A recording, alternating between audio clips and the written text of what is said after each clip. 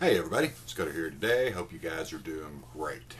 So today I want to present you guys with a new topic for discussion, and you guys are, as always, welcome to discuss this either in a video response or in the comment section below. Of course, remember, please always be courteous and polite in your discussions and debate with each other. So today we're going to talk about the Hebrew roots movement. Now, I want to preface this with saying that those of you who know me well know that, especially when it comes to things about God and the Bible and Scripture and Christianity, that I take those things very seriously. And I also realize that I have the Father above to answer to. So I'm very careful in things that I present because I don't ever want to lead anyone in a misdirection.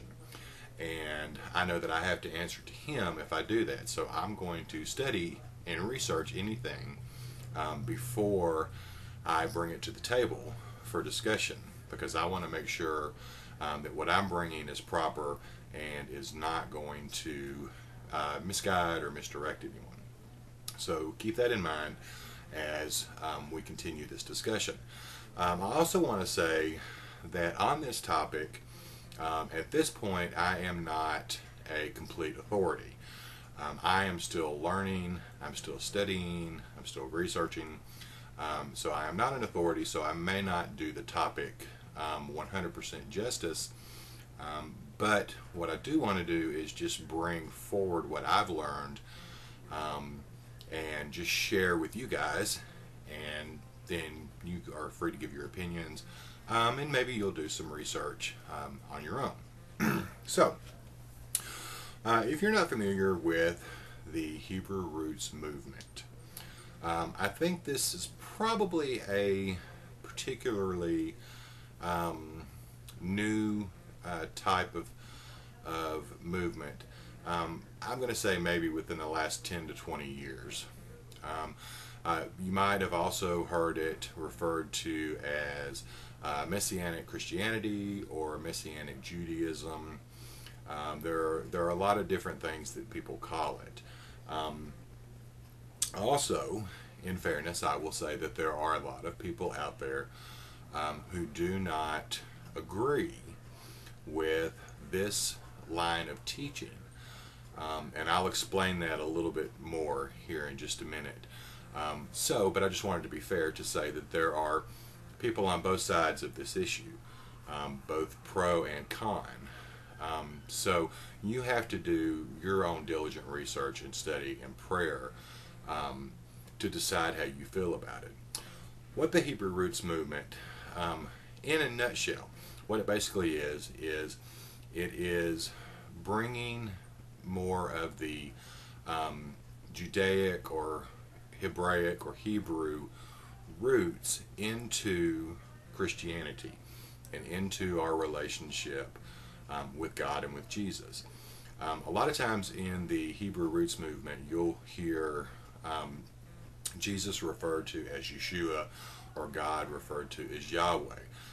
There are people who try to lump this into the sacred name movement, and I don't believe that the sacred name movement is the same as the Hebrew roots movement. I'm familiar with the sacred name movement, and that is saying that you can only call upon Jesus or God using Yeshua or Yahweh because they won't hear you otherwise. I don't believe in that. I believe that our Father is bigger than that, and we can call upon Him on the name that we know Him as.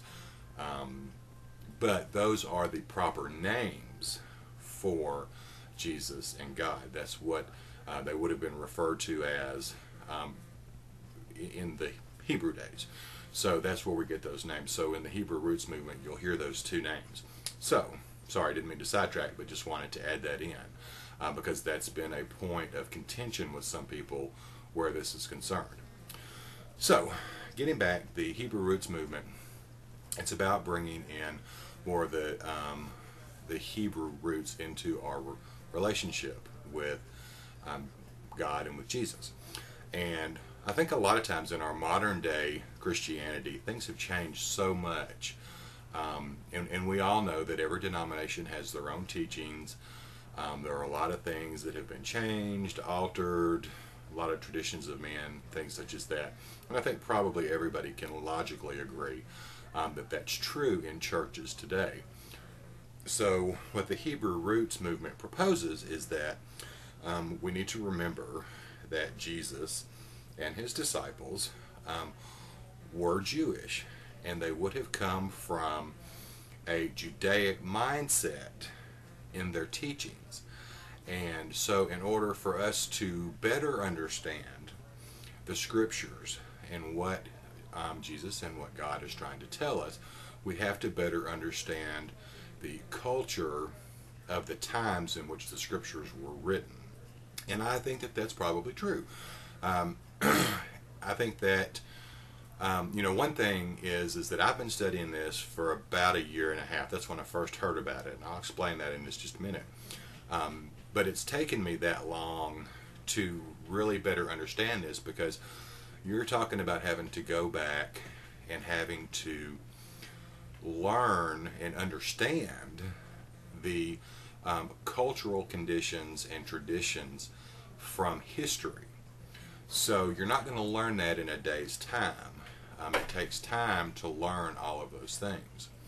So what the Hebrew roots movement partially does is that it helps you understand that.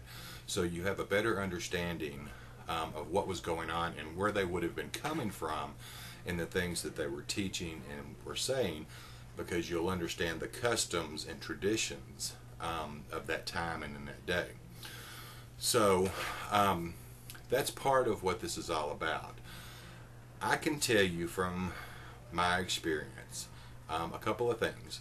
When I first started hearing about this, someone had mentioned Messianic Judaism, and I had never heard that term. So I got into some discussions with a couple of individuals about it, and then I started researching it. And over time, that led me to the Hebrew roots movement. Now, there are a lot of different teachers out there now teaching about this topic. There are actually different sects of the Hebrew roots movement, just like there are different denominations of Christian churches today. And I agree, you have to be careful who you are listening to, and you have to get a good feel for what their doctrine is, what they're trying to teach, just like you would any other pastor at any other church. And I have come across two individuals, and I'm going to put their links below. I've tried quite a few different people. There were things that I didn't feel right about some of them, so I backed away from them. But these two individuals, I believe, personally, my own opinion, no one else's, just my opinion, that these two individuals are on the right track in their teachings. And I have gained quite a bit of knowledge just from listening to their sermons. One of them is Pastor Jim Staley, and then there's Rabbi Mike. And they both have YouTube channels. So I'm going to link down below their YouTube channels.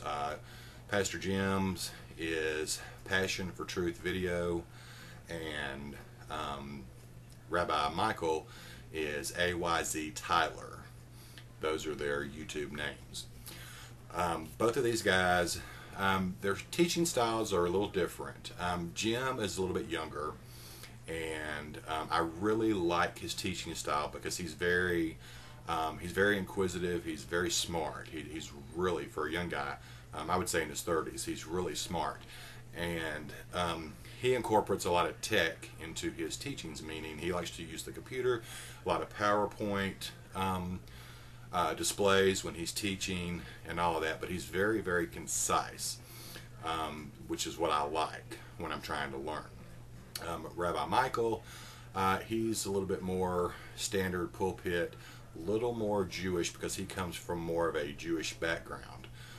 So he's not quite as tech savvy as Jim is, but he brings a lot of good information from the Jewish background and the Jewish side of his family. So anyway, both of those guys I like. So now let me say this: when I first started studying this and trying to understand what it was, I'll have to admit, I will be the first to raise my hand and admit that it was hard to learn some of this stuff and to hear some of the stuff that they were teaching, because I come from, my personal self come from a Southern Baptist Christian background. And if you guys know how Southern Baptists are, then you'll know they're pretty dead set in their ways and in their beliefs. So after I had left the church and everything, I had a few years in between there where I was just kind of letting God lead me.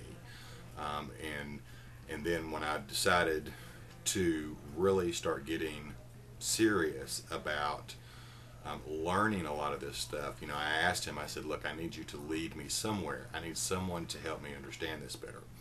And I feel like he led me to these two guys. So what I had to do was I had to take everything that I had learned from the modern Christian church and not put it on the back burner, but just take it and kind of sit it to the side for a second and say, okay, I'm going to sit you right here and I'm going to open my mind to what these guys are teaching and see if I can glean something from it that will be of value to my relationship with the Father.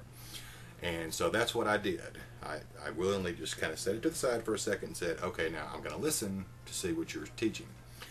And when they first started teaching, it was hard to understand, because in most of the modern Christian churches today, they don't teach a lot of the Hebraic background of the Bible. A lot of churches these days, I'm sure you'll notice that they're all New Testament, New Testament, New Testament, New Testament.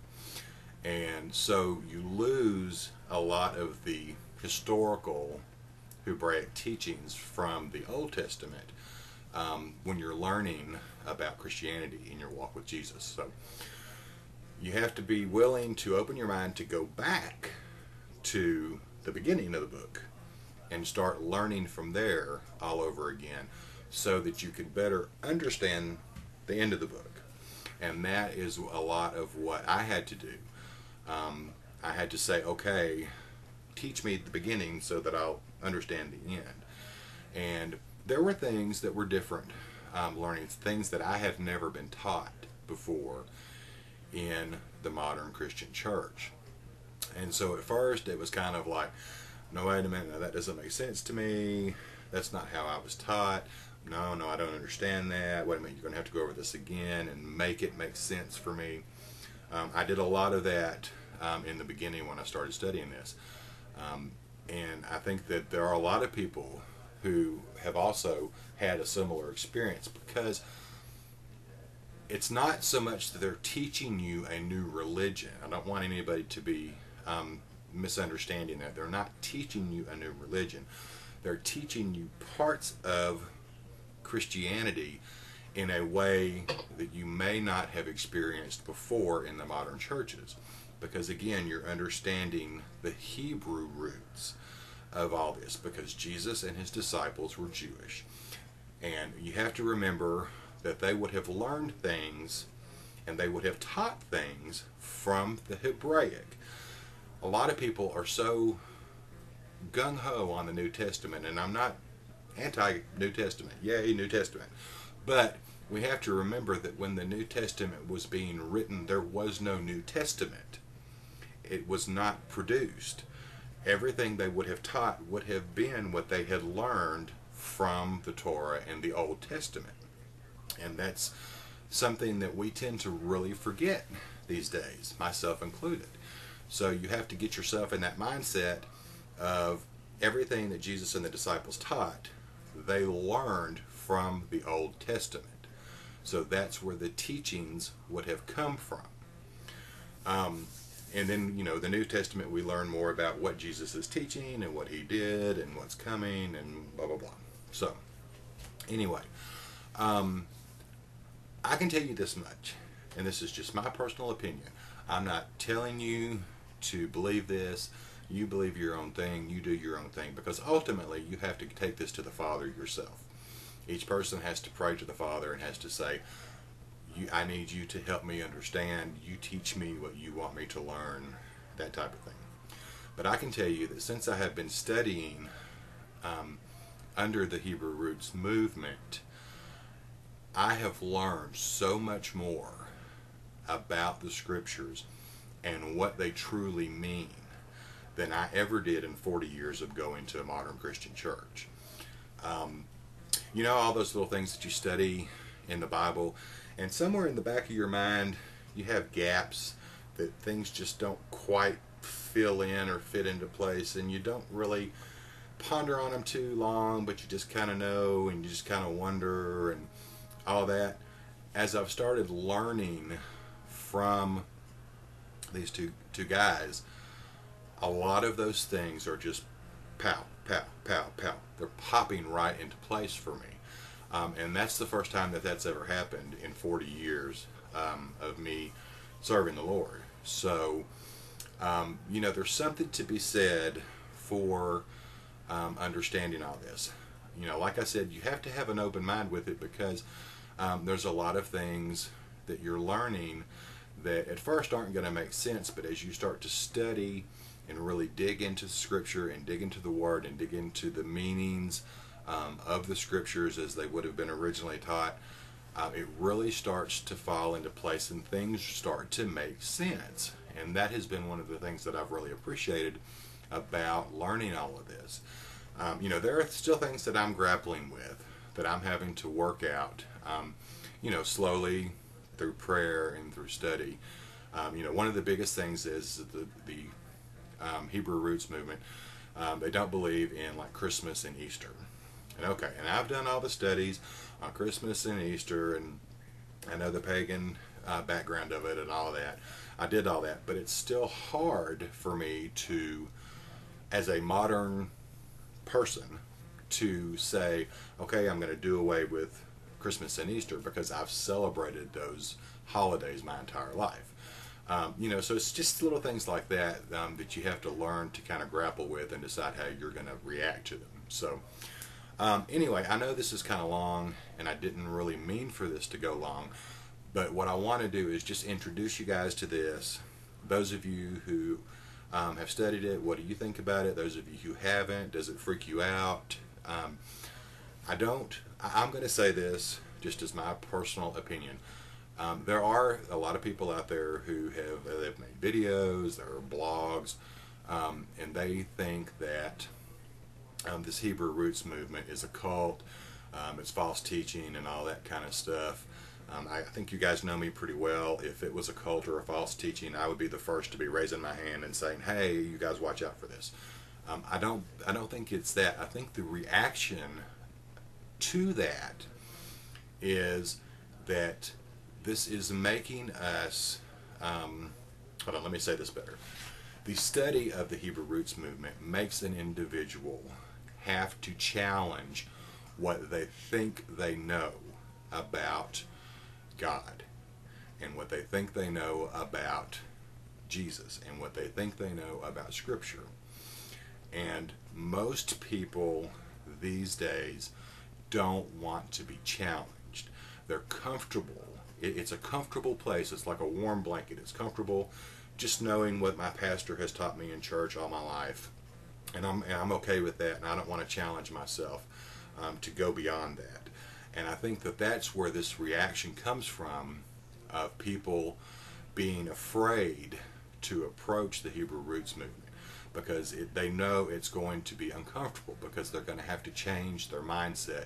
They're going to have to open their mind. They're going to have to rethink some things, and then maybe after that have to approach other people with their new findings and face some ridicule for what they have learned. So I think that's why there's a lot of negative stuff said about it by those individuals who have said it, because we just don't. We're afraid to be challenged. because we like what we know or what we think we know, and we're comfortable with it. So anyway, it's something that I have found, and whatever anybody else says, it has strengthened my relationship with the Father. It has strengthened my walk with Jesus. It has expanded my knowledge and understanding of the Scriptures to a huge degree. And that's why I am in support of it, and just wanted to bring this to you guys so that you can decide for yourself. In the links below to both of those channels, let me just offer this challenge to you. Don't go into it, one, with a negative thought, and don't go into it and say, I'm going to watch one video, and if I don't like what I hear, I'm going to get over it. Because you have to really watch at least 3, 4, 5 videos to understand where they're coming from. And if you're not willing to do that, then you're probably not going to be willing to even learning anything else. So you might be wasting your time. But if you are willing to do that, I challenge you to do that, because that's what I had to do. And after doing that, I feel like the Father said, okay, this is what you need to learn. I want you to open your mind a little bit, and I want you to start learning so that you can develop a stronger relationship with me. So anyway, you guys, tell me what you think about all of this, especially after you watch the videos. If you watch the videos, I'd like for you to come back and tell me what you thought. And we're open for discussion. Like I said, I'm not going to debate this really with anyone, because I just don't have time to debate the issue. But I feel like that this is something that will benefit each person out there, and that's why I'm bringing this information to you. So anyway, you guys take care. God bless you. Talk to you later. Bye-bye for now.